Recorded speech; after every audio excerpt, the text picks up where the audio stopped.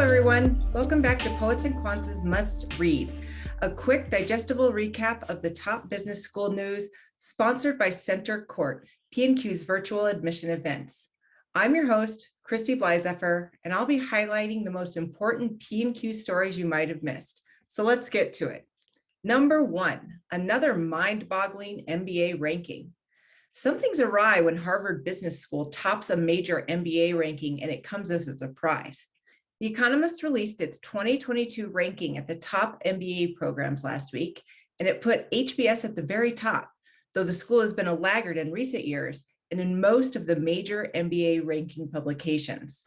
After a pandemic-related boycott of the Economist 2021 ranking, 15 of the 25 top B schools and all of the M7s returned to the ranking this year.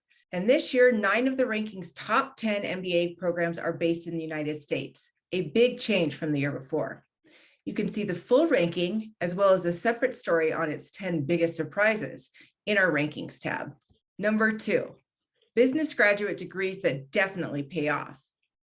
In other ranking news this week, a new study found that majoring in business pays off big time, even amidst rising tuition and debt costs. The study, conducted by the Georgetown Center on Education and the Workforce, found that the majority of business programs lead to median earnings that are about 10 times graduates' debt payments 2 years after the program completion. Of course, where the degree comes from still matters, and the study ranked the schools for where an MBA pays off the most. The winner is a familiar name, the Wharton School of Business. You can see the other schools that made the top 50 now on our homepage. Number 3, these twins do everything together, even their MBA. One of our most prolific freelancers, Riley Webster, has a great feature this week about the Junanja twins, who do practically everything together, even earning their MBAs at the Rotman School of Management. They went to the same undergrad, Georgia Institute of Technology.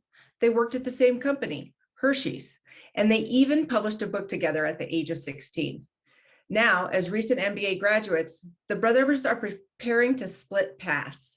You can read about their journeys, both individual and shared, now on our homepage. Number 4, our weekly roundup of news you can use.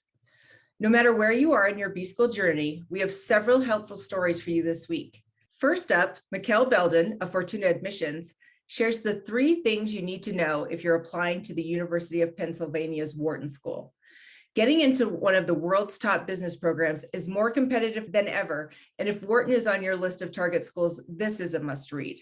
We've also updated our guide on the MBA application deadlines with dates for first, second, and third rounds. We'll continue to update the story as new information rolls in, so check back if your preferred schools aren't yet on the list. Finally, if you're still wondering how you will finance your graduate business degree, Juno, a collective bargaining model that works to get the lowest rates possible for private loans, has a new price guarantee you'll want to check out. And that's it for this week's Must Reads recap.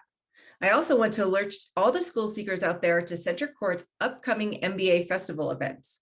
Our next series, The MBA in Your Career, is happening October 4th and 5th, and you can register for free on our events tab.